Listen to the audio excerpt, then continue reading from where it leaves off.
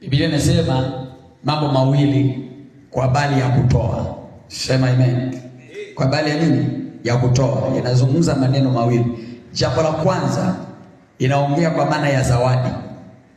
Kuna utoaji ambao ni zawadi na kuna utoaji ambao ni sadaka.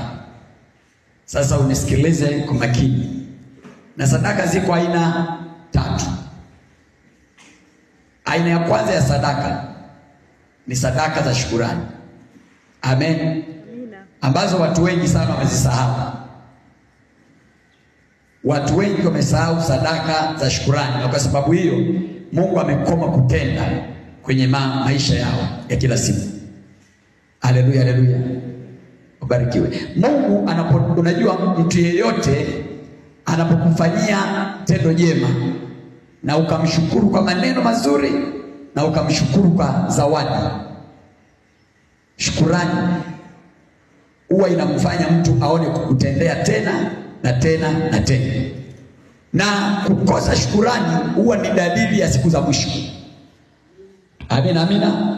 Tukisoma katika kitabu kile cha Timotheo,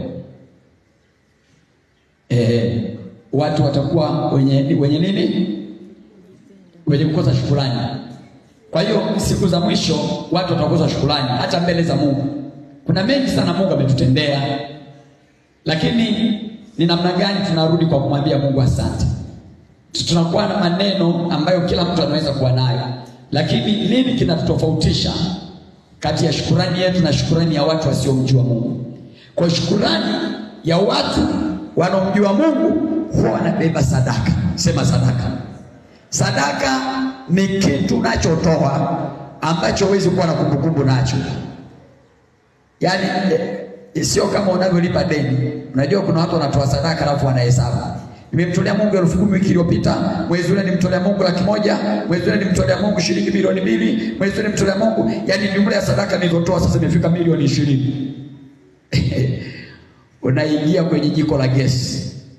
Unajua jiko la gesi halinaga kisufuria. Likiwaka huwa linakula mpaka chuma. Sema amen. Sema amen. Sasa unapokuwa na sadaka ya shukrani, nini maana yake? Unamwambia Mungu nikumbuke tena na tena na tena. Na Biblia inatuambia katika Zaburi, ingieni nyumbani mwa Bwana kwa moyo wa shukrani. Hebu sema moyo wa shukrani. Kwa hiyo tusijenge idea kila siku ya kwenda mbele za Mungu na sadaka ya aina moja. Hebu uwe na wakati. Sadaka ya shukrani sio ya kila siku, lakini hebu tengeneza wewe mwenyewe matukio ambayo unaona kabisa Mungu amehusika kukusaidia. Alafu chague ibada mojawapo kati ya ibada unazofanya. Alafu mwambie Mungu, leo nachukua sadaka hii na kwenda kukushukuru wewe. Nakwambia siku moja utanikumbuka kwa mafundisho haya na utamtukuza Mungu, kwa sababu atakufanyia mambo makubwa na ya ajabu ambayo hautawahi kusahau. Kama unampenda sema tena amina. Sema tena amina. Kwa hiyo ni sadaka ya kwanza, sadaka ya shukrani. Na sadaka ya pili, amina amina, ni sadaka ya dhabihu. Sadaka ya nini? Ya dhabihu. Dhabihu ni pamoja na sadaka hii ambayo unaona tunamtolea Mungu kila siku. Dhabihu ni sadaka ambayo kila unapofanya ibada lazima uitoe. Kila unapofanya ibada. Ndio maana kwenye dhabihu tunatoa sadaka aina mbili. Aina ya kwanza ya sadaka, kuna mwingine akikosa sadaka anasema siwezi kwenda kanisani maana sina sadaka. Sasa huyu naye ana upungufu wa akili. Huwezi kuacha kufanya ibada kwa sababu ati una sadaka. Amen. Kwa hiyo aina ya kwanza ya sadaka Mungu amebainisha. Aina ya kwanza ya sadaka ni mwili wako. Unapotoa mwili kuja ibadani, na ibada ikiwa inaendelea, mwili huo unahusika kufanya ibada. Kwa mfano watu wa Mungu wameimba hapo, watu wa praise na watu wa Mungu wote mkahusika kwenye ibada, ili kuinuka na kucheza, unatoa sadaka hivyo. Ila kuna watu waelewe hiyo ndio dhabihu. Itoweni miili yenu kuwa dhabihu takatifu. Unapocheza wakati wengine wanacheza, unapoimba wakati wengine wanaimba, unapoomba wakati wengine wanaomba. Yule mtu ambaye anafika ibadani analala tu, anakaa na watu wanaimba anawashangaa, watu wanaomba anawashangaa. Haleluya. Huyo anadaiwa, na siku ya mwisho ataomba sadaka ya dhabihu.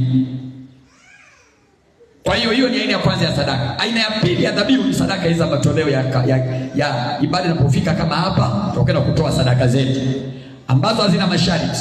Sadaka hiyo iwe shilingi 100, iwe shilingi 200, shilingi 300, shilingi 400, ili maadamu iwe fedha halali. Lakini tunachosisitiza kwenye sadaka hiyo, Biblia inasema utoe sadaka yenye kibali.